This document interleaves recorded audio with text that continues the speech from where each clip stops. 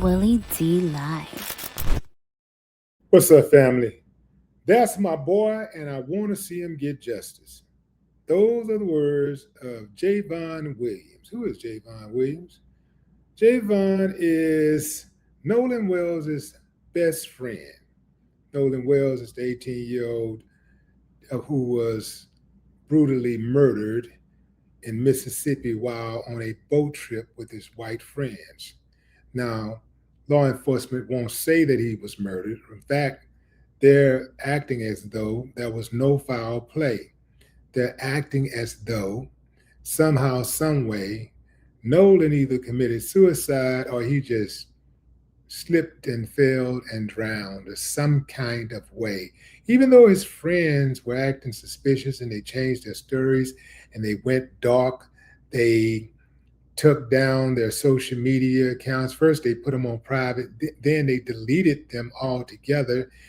And the mother went on Good Morning America and said, hey, we had to track the phone. We had to track his phone to his friend's house. They wouldn't give us the phone back. So we tracked it and then we got it back.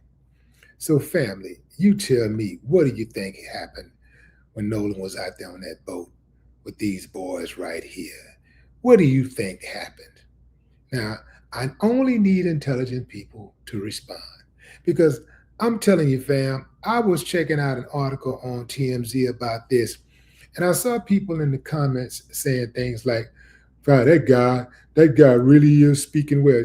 They're saying this about Jayvon Williams because Jayvon Williams was taking the position that this had nothing to do with race. But check it out. When he was first asked about whether it had something to do with race, he was asked that by Charles, who's, the black guy who's always with Harvey, and they're like a tandem. They, go back and forth asking questions and stuff. So when Charles asked him, hey, you think this has anything to do with race? I'm paraphrasing. He said, at first, he said, I don't want to answer that question. Now, so Jayvon has white friends. He admitted, he said, I got a lot of white friends. It's normal, in this type of community, it's normal. It's normal. We got white friends, whatever. So, so he didn't want to answer the question, right? You know why he didn't want to answer that question? Because he knew it had something to do with race. Because if he thought it didn't, if he really believed that it didn't have anything to do with race, he would have jumped out there immediately and said, no, I don't think it had anything to do with race. Because he still has white friends. And he don't want those white friends to be uncomfortable. And he don't want their parents to be uncomfortable when he comes around. He wants to keep his white friends. And if he really do believe that they are his friends, well, he should want to keep his white friends. But because I would want to keep my white friends, but not at the sake of acting like what happened did not happen. You see, my white friends are just going to have to understand that black people out here dying, and they oftentimes are killed when they're hanging out with their white friends. Well, I don't want to say oftentimes, but anytime somebody is killed when a black person is hanging out with all white group of friends, it's always, and I mean always, the black person who gets killed. It's the black person who don't come home. It's the black person, and nobody knows what happened. None of them knows what happened. It's the same story time and time again. He was distraught. He was talking about suicide. It was an accident. I think it may have been an accident. He may have committed suicide.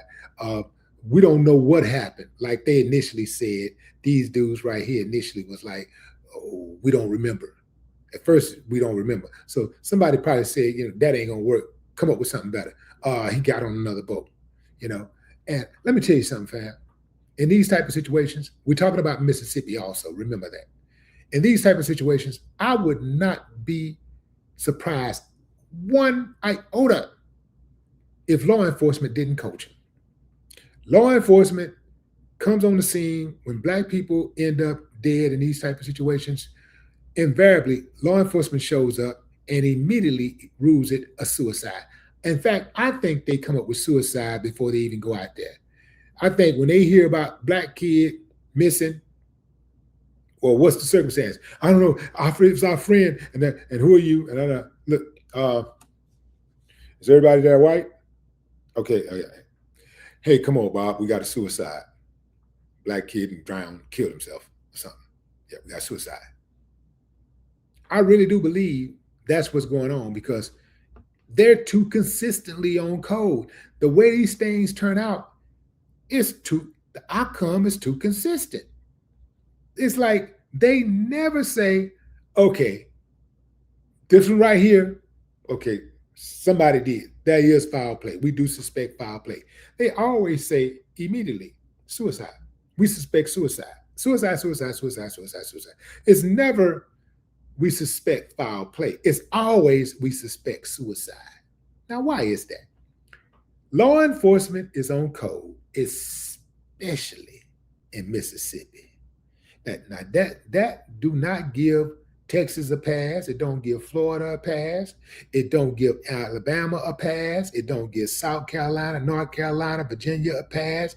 It don't give Mississippi a pass.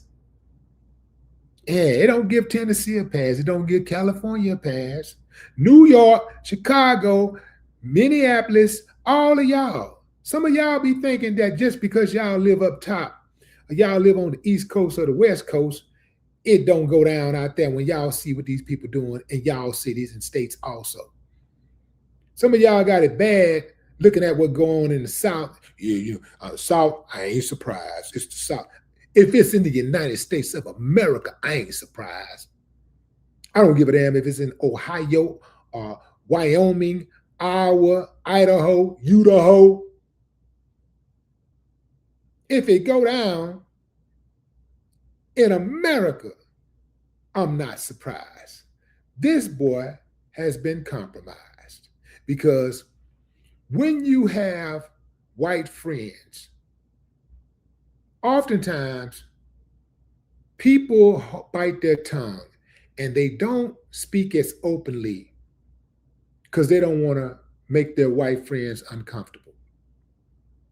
When you have a white significant other, boyfriend, girlfriend, oftentimes you're compromised because, again, you don't want to upset them because white people hear so much about racism going on in this country.